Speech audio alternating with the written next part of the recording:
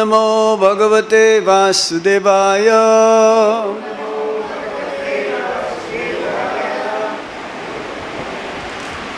Om Namo Bhagavate Vasudevaya. Om Namo Bhagavate Vasudevaya.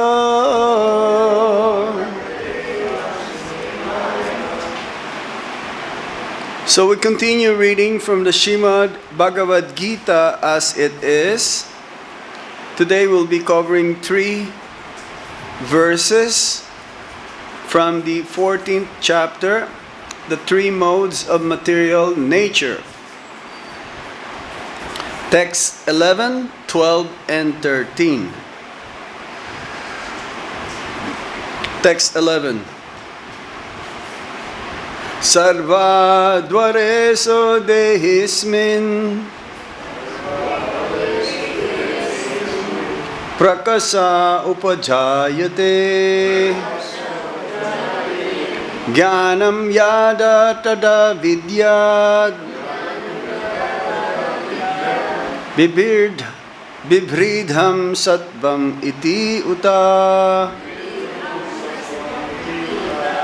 Okay, word for word meaning, sarva-dvāreṣu, in all the gates, dehe asmin, in this body, prakāśaḥ, the quality of illumination,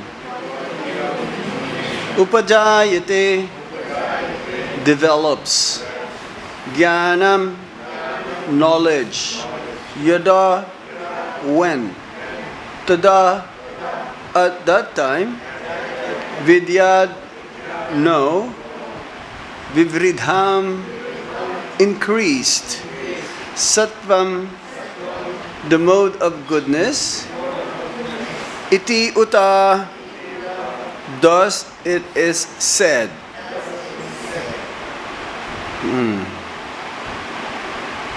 Translation and purport by His Divine Grace Srila Prabhupada. Srila Prabhupada ki jai. The manifestation of the mode of goodness can be experienced when all the gates of the body are illuminated by knowledge. Everyone please repeat.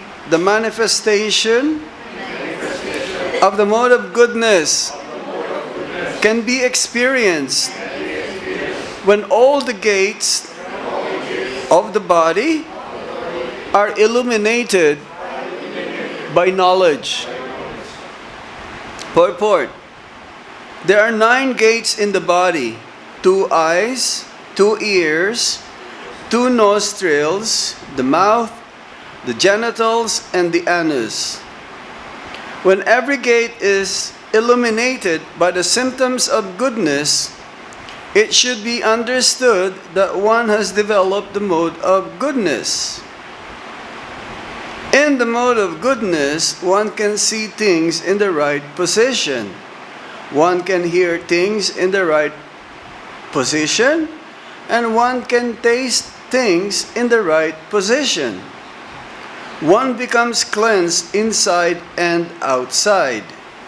In every gate, there is development of the symptoms of happiness, and that is the position of goodness. Shall we read the whole 3 verses? Okay, because they're all interconnected, right? Text 12. I just read myself this sloka, okay? Lobha pravritir aramba karmanam asama spriha rajasi etani jayante vividhe bharatarshava. O chief of the Bharatas, when there is an increase in the mode of passion, the symptoms of great attachment, fruitive activity, intense endeavor, and uncontrollable desire and hankering develop. Purport.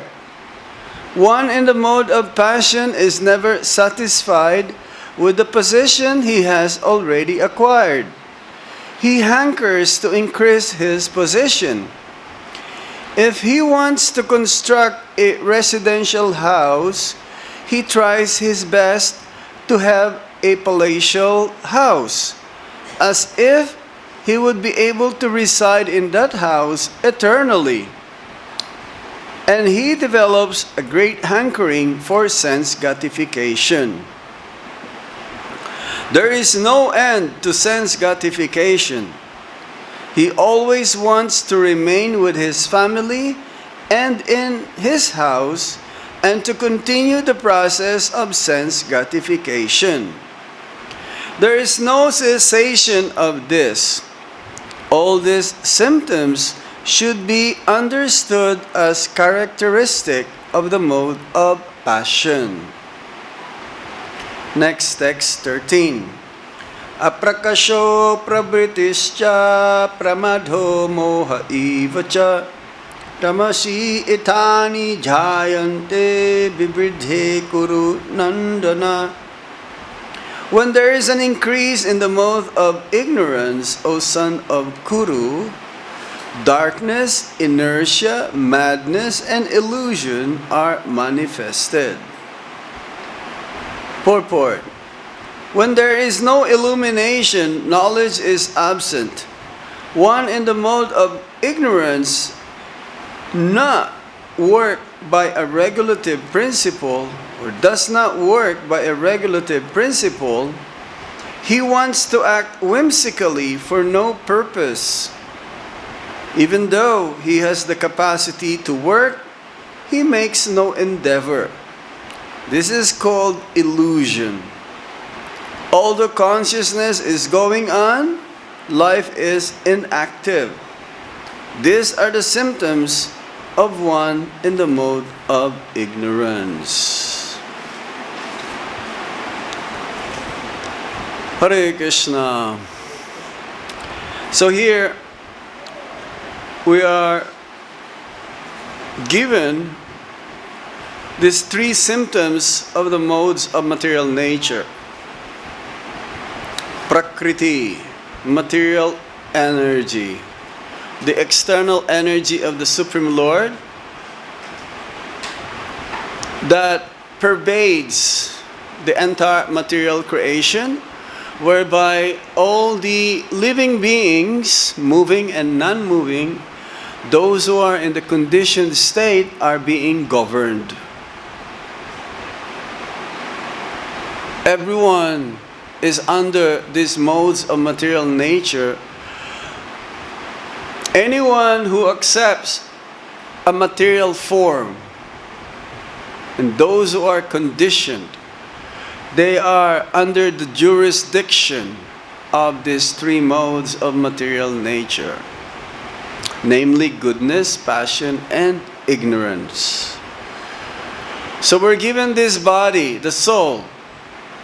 The soul is embodied, custom made, according to the desire, the activities that one performs during his lifetime in human platform, and the thought that one has at the time of death, that next body will be attained. Only in human platform that this law of material energy works. Of course, when one has an animal form of body, therefore the karma is already being inflicted. And therefore it doesn't matter whatever they do, karma will not work anymore to them. They will not know the difference. Unlike in human platform, you can tell what to do or what not to do, or you are obliged to know what needs to be done and what is not to be done. So, the living entities, you can sit here, going? Okay, Hare Krishna. The living entities are embodied in this body. In the Srimad Bhagavatam, in the 4th canto, there is the teachings about, as it was mentioned here, in text 11, that there are 9 gates in the body. The body that we have is considered as a city of 9 gates. This is the story of King Puranjana in the Srimad Bhagavatam. In the Srimad Bhagavatam, there is an allegory that was being taught by Narad Muni to King Prachini-Barhishat. Because King Prachini-Barhishat is so attached to the fruits of his activities, just like compared to a conditioned soul. King Puranjana actually pertains to the honor of the body, particularly a male form.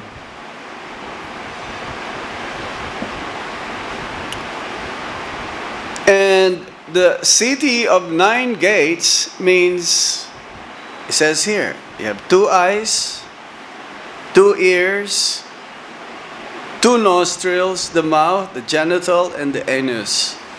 So there are 9 gateways. So Puranjana means the honor of the body, the self-conscious. That means the soul.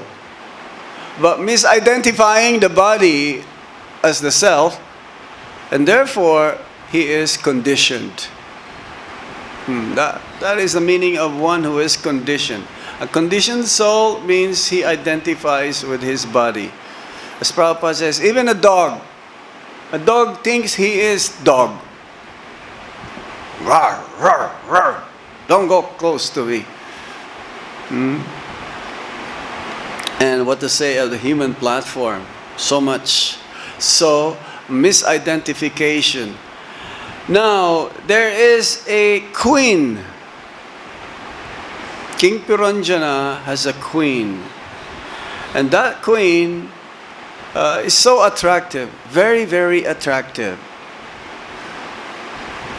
And that queen actually is compared to Buddhi. What is Buddhi? Panditji, what is Buddhi? Intelligence. Intelligence. So this intelligence has 11 bodyguards. 11 bodyguards. And what are they? Well, the head bodyguard is the mind. And the 10 other bodyguards are compared to the 5 acquiring senses and 5 working senses. What are the 5 acquiring senses?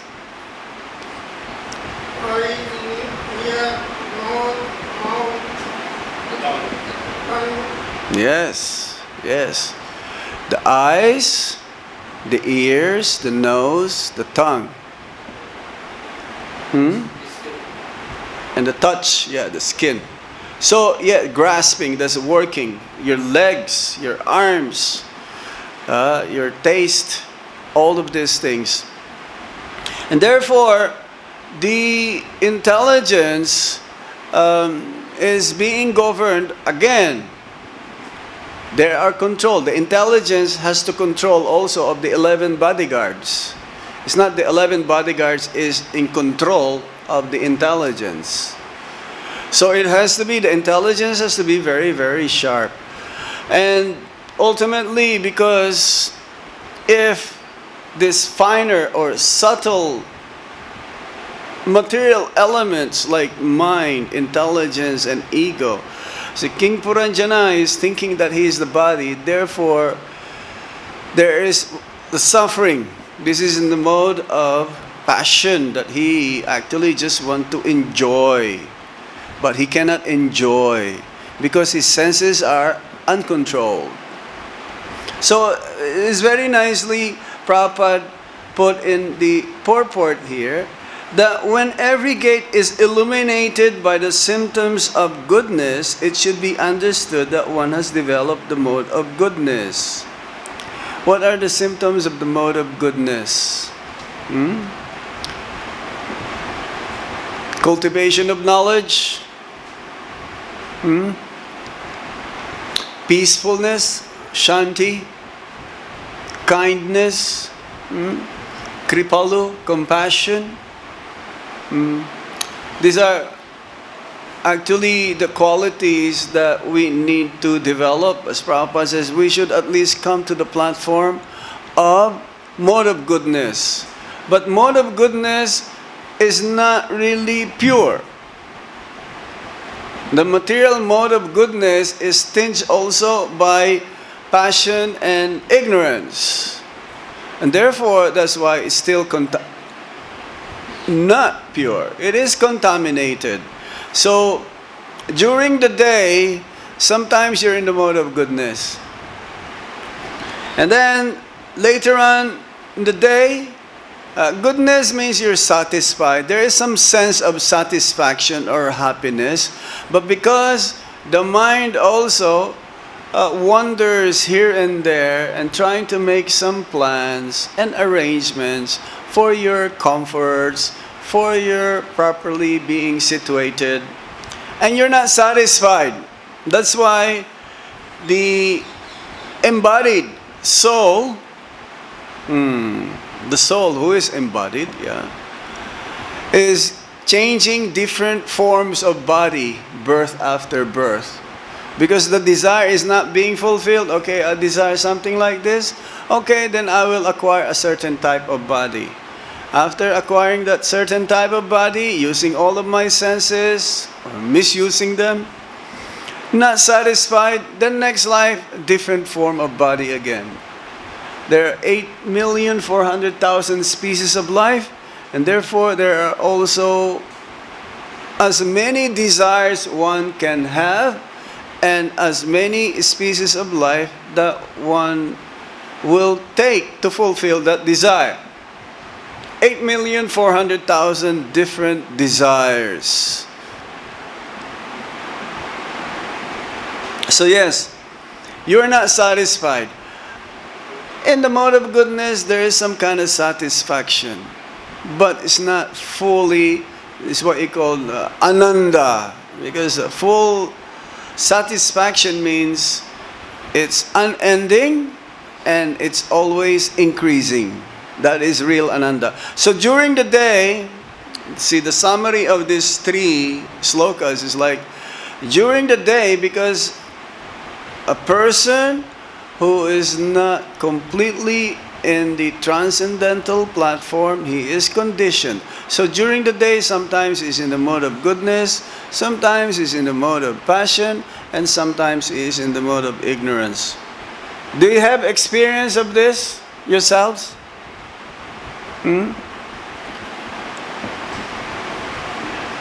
Yes or no? Or maybe you're in the transcendental platform already.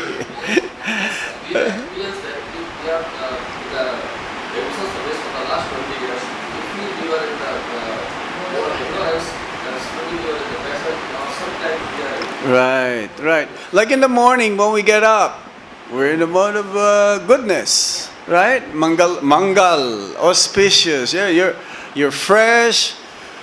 You're ready to have darshan of the Lord, ready to chant your rounds. But then during chanting your rounds, your mind flies, going all over the universe. And then mode of ignorance comes in a little bit. You fall asleep. This is the symptom of the mode of ignorance. Inertia, mode of ignorance. But then you become excited again because it's after the morning program is prasadam time. So it's like mode of passion starts to creep in now. And then later on, mode of goodness again because you want to read or you want to do some service for the Lord. But then again, the mind, see the root cause of the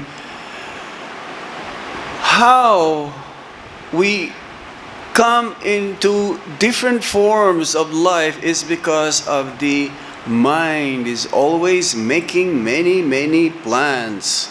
So somehow or other, in the mode of goodness, it says here, we need to purify our senses.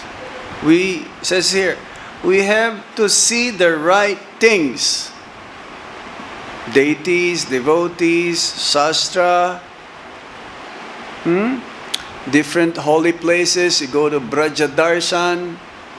You're situating, even though we don't have full realization of what we are seeing, it gets purified. Right? It's like today we've been to Raval, Brahmandagat, Chintaharan, Utkalband. So it's like the senses gets purified. It's a transcendental place, Braj, but our senses are not in the transcendental platform. But if we apply our senses, the sense of sight, the sense of hearing bhajans, hearing kirtan, hearing harikatha, from the right source, then it gets purified. It gets purified until one day it'll get into the transcendental platform that we don't want to see anything else except the devotees or the sastra or the deities or the prasadam. We just want to utilize everything fully, 100%, for the service of the Supreme Lord. We want to hear things in the right position. Don't want to hear anything mundane. No prajalpa. Or one can taste things in the right position. We only taste and eat only Krishna Prasad, food offered to Lord Krishna. So all of these things that we utilize to purify ourselves affects the soul. The soul started to understand, hey, really, I'm not this body. If it's in the mode of goodness, what's that? If you are in the mode of goodness, then it's like a stepping stone towards mode of pure goodness. Mode of pure goodness. And there is some kind of satisfaction. There's some kind of happiness in this way. Even though we don't have full realization. When you're in the middle of kirtan, you forget everything. When you have darshan of the Lord, you forget all your material problems and your material anxieties. Isn't it? But then, as soon as you not there anymore in the kirtan or not having darshan, then, oh no, I have so many problems. I have so many things that I have to do. So ultimately though, those are temporary. Those problems are temporary. But we got caught up. And the problem here is we got bombarded, thinking that yes, I have to solve them. That will be automatically solved if you are in the transcendental platform.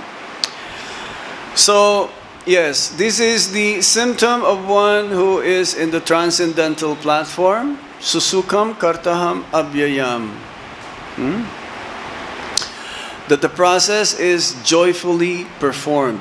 There is some happiness in our execution of bhakti. Even though we're not on the transcendental platform yet. We're still trying to do bhakti, but yes, this is one of the symptoms of bhakti. It gives you happiness. You derive some happiness, or that happiness whereby it surpasses even the attainment of liberation. So we have to check ourselves during the day. Am I in the mode of passion? Usually, those who are in the mode of passion, they are never satisfied. They're always hankering for something. They're not content. It's like people in the city, they change apartments every 3 years or so. They're not content in one. It's already very nice, flat. But they want something else. They want more and more and more and more. This is the nature of the material world. It doesn't satisfy the soul because we got nothing to do with this. Always hankering to increase his position. There's like, there was this story of Srila Prabhupada when the Krishna book was being printed in Japan, Dai Nippon. So there was this one executive. So many of the executives, they give cards to Srila Prabhupada, they're visiting cards. Like in India, is usually you have a visiting card, right? So he asked one of the executives, what is your goal in life?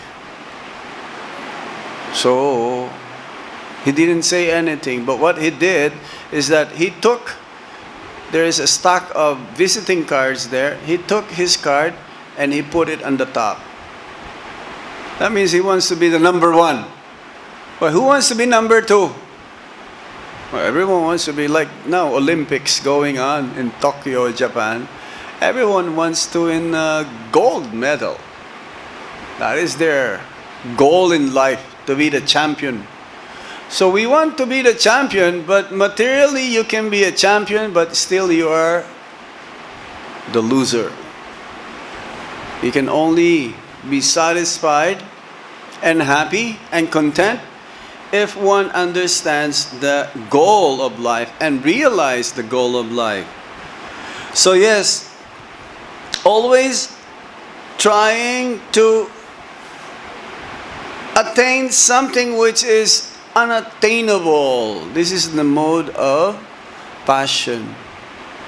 Something they're looking for, they don't know what they're looking for, but they thought that they already reached or they have achieved their goal and still not satisfied, so they keep on looking and looking and looking and looking, hankering for more and more and more, but never be satisfied, never be content. This is in the mode of passion. Mode of passion. A devotee is content. He could be just like a dishwasher. Did I told you this before about one Prabhupada's disciple in Montreal? And all he wanted to do for the rest of his life, he's quite old already, is to wash the pots of the Lord every day at the end of the day. He's satisfied. He's not hankering for anything else. He's happy with that. He's content. That is in a mode of goodness, plus beyond mode of goodness, because you're washing the Lord's pots in the kitchen. He will spend hours. And he says, oh, Maharaj, if I don't do this, I don't feel any satisfaction. If I don't do this in one day, I really miss it.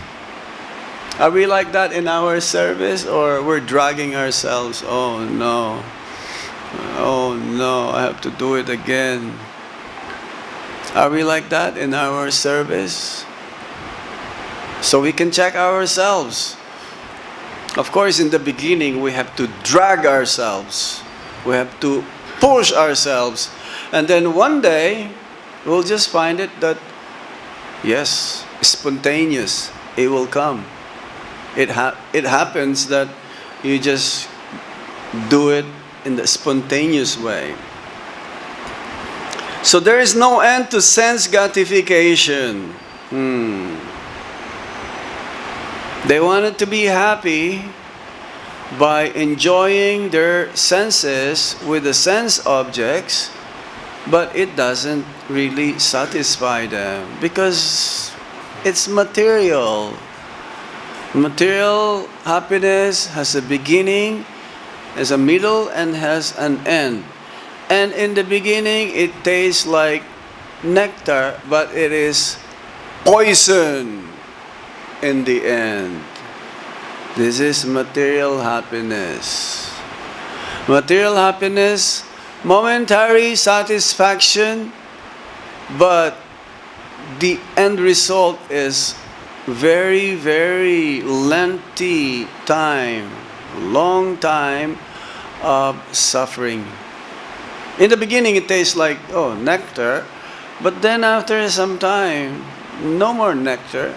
It became tasteless. Chewing the chewed. Only in the beginning, like, I remember when we were kids, we used to eat bubble gum, Wrigley's, or juicy fruit, bubble gum, right?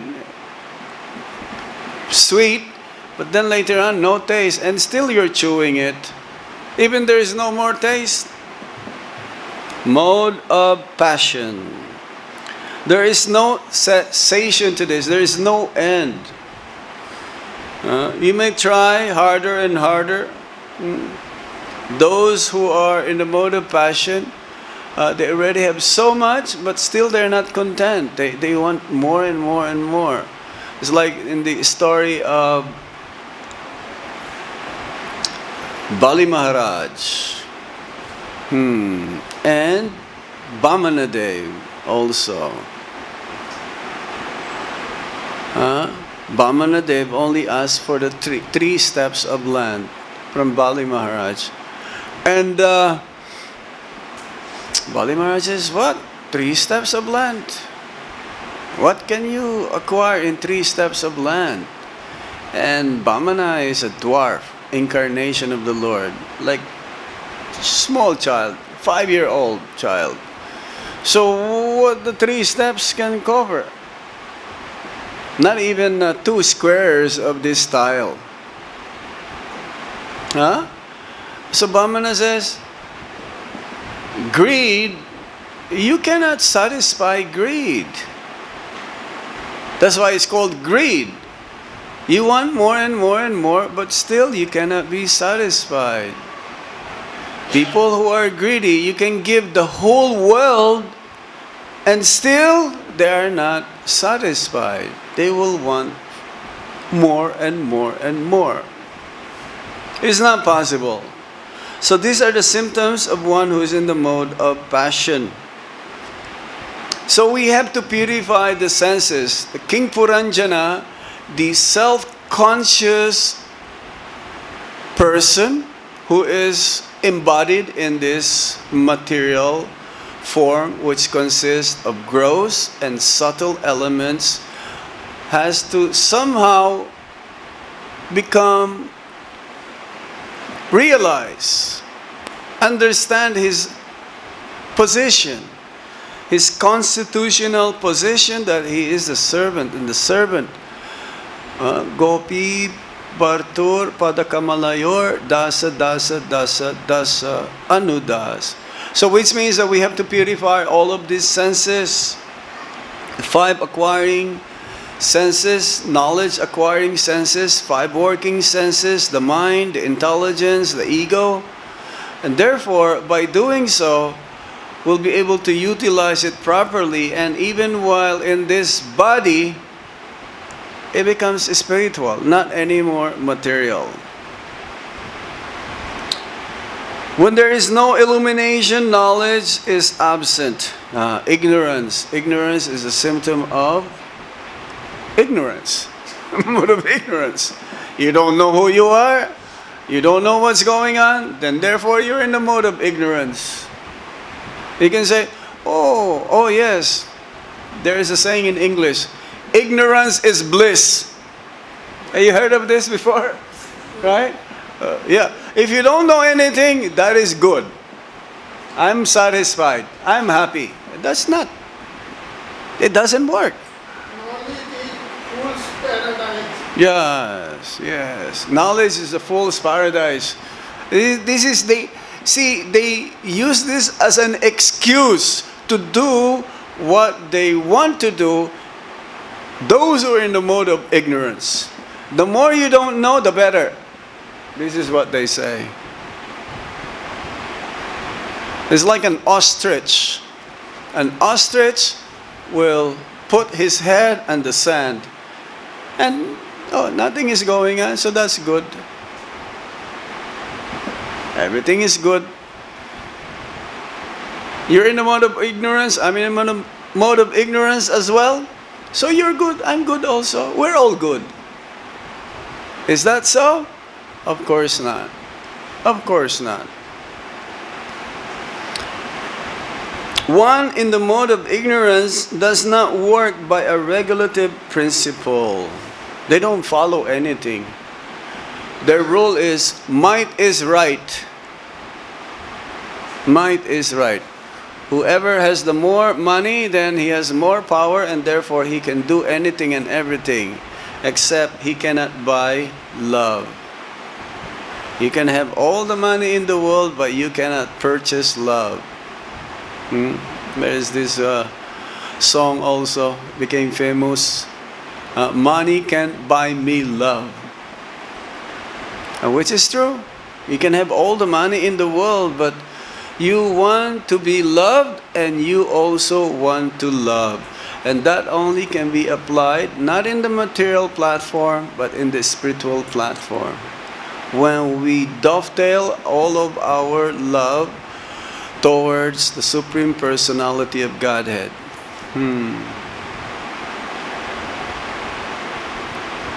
Is that you cannot live by mammoth alone. You cannot live eternally by money or wealth. You cannot buy eternity by wealth or money. So the mode of ignorance is like that. They're so intoxicated. We're in that part of the Srimad Bhagavatam.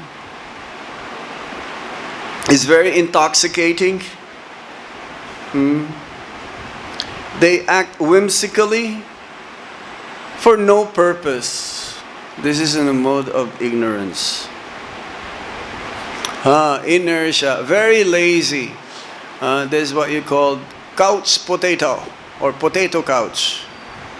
Is it potato couch or couch potato? Couch potato means they're lazy. They just want to spend the whole day lying down and they don't want to do anything. No, we have to be active. Inactive is a sign of the mode of ignorance.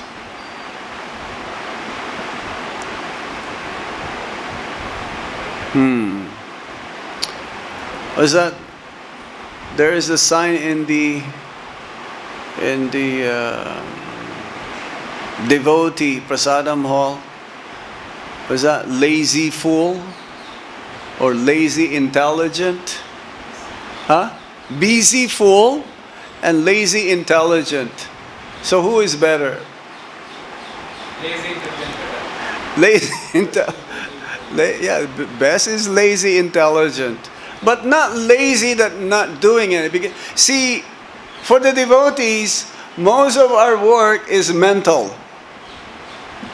Our brain works more than physical.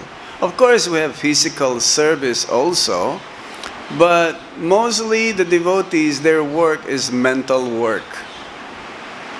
But you have to be active also. Do you agree? Vaikuntha Pati Prabhu? Yes? We think more. We think of making plans, how to spread Krishna consciousness, but then the execution is not as much activity. The brain is making so many plans. It works. So it's better to be a lazy intelligent than busy fool.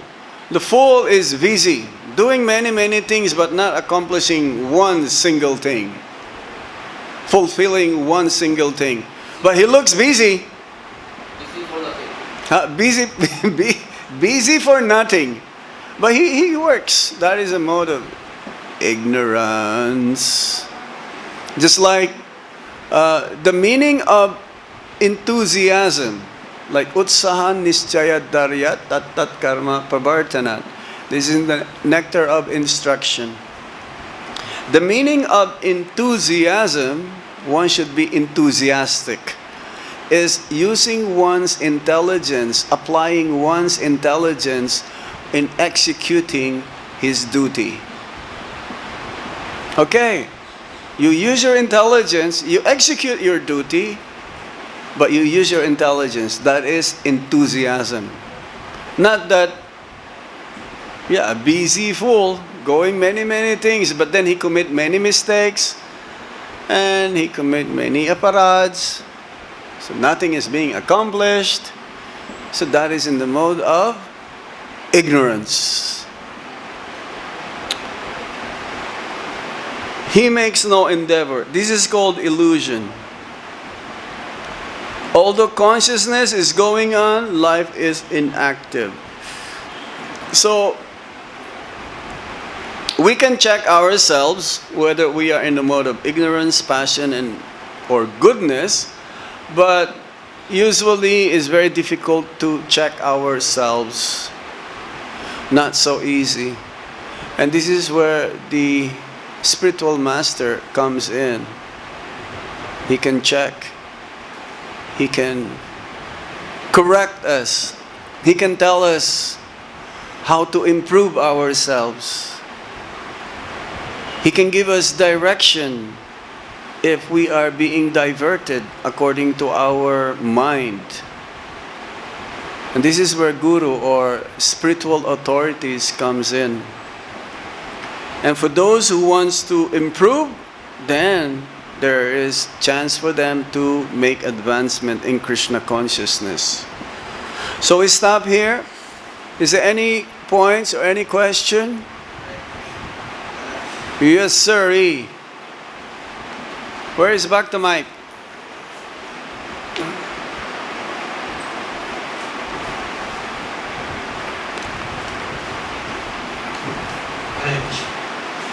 Hare Krishna. Maharaj, as you were speaking about the love for the rich man, sometimes we have love for rich man so that he can give some donations to serve Krishna. We have some love for the rich person. Whenever the rich person comes, we approach him. no. Okay. So we show our love to that person. So what type of love is that? It's not love. You care for him. You want to save his soul. Because if you use his resources for the service of the Lord, he gets benefit. We're not taking advantage of him.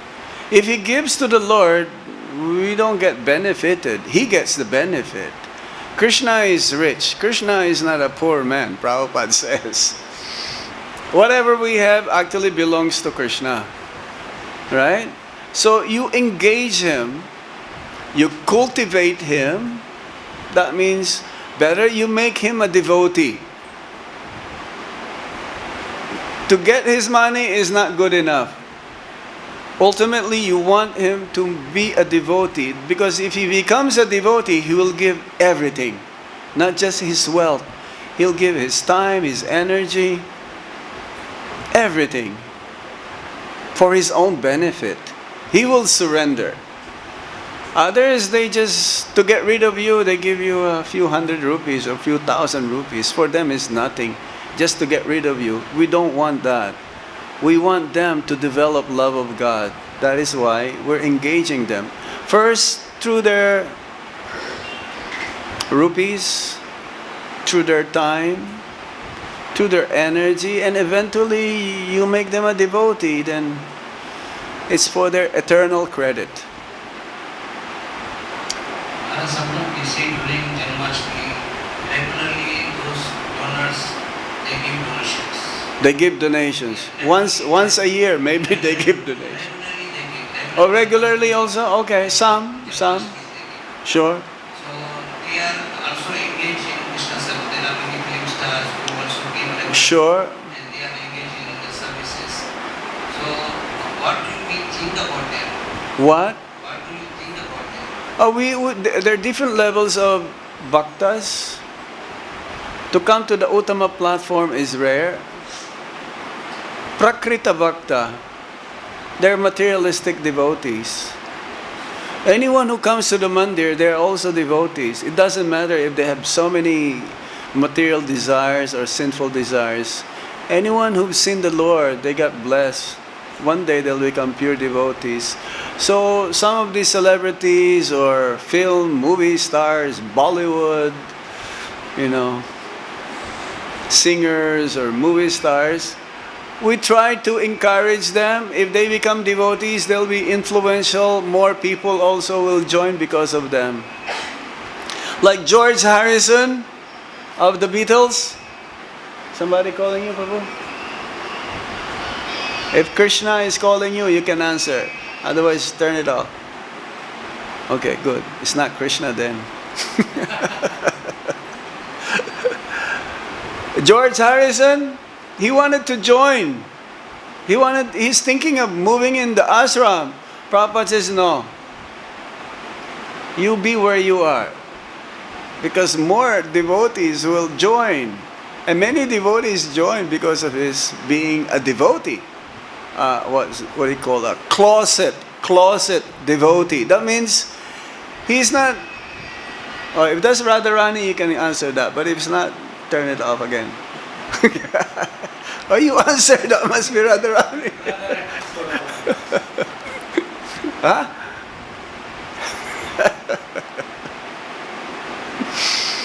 Do you understand? We encourage everyone. It's for their eternal credit and for the big star, materialistic star, they can engage others also. Okay? Anything else? Any other points? Yes, Mataji, please give the microphone to her.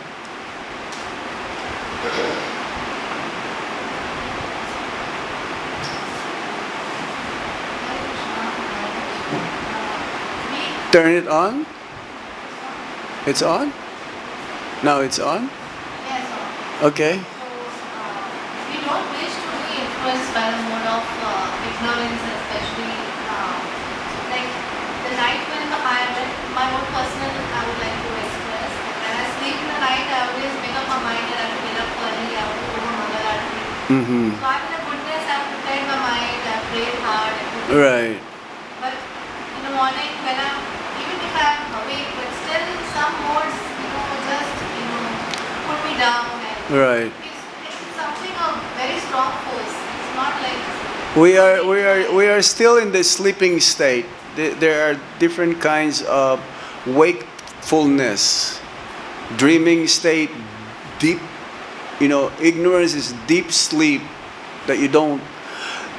What I'm trying to say is that we have to fight this with your determination.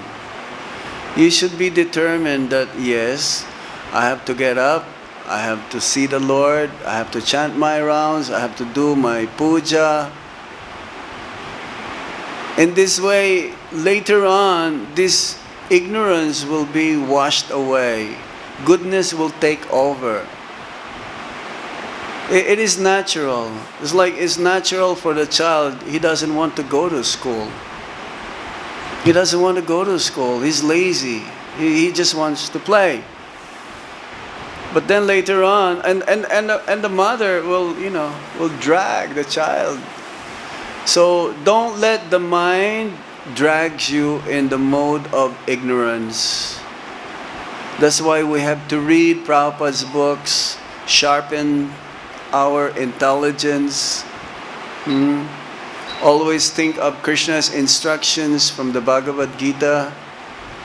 Many ways. Associate with the devotees. Number one, you can get out of the mode of ignorance. Of course, you have to choose the right association as well. Because amongst the devotees, some are still not there yet. You have to see those who are enthusiastic devotees. Associate with them whenever you can. that's true. I understand what you're saying, and I do follow all as much as I can. But sometimes I feel sometimes even the will of the Lord, maybe I'm not still qualified to be able to come to that? No, everyone is unqualified. I am still unqualified, but I am trying. You have to push yourself. You have to. And of course, in the family, it would be nice if everyone is helping each other. Then it becomes easy. But we cannot really force. But try to set a good example yourself. That should be an impetus for you to get out of the mode of ignorance. Set a good example. So how can I be a good example if I am in the mode of ignorance?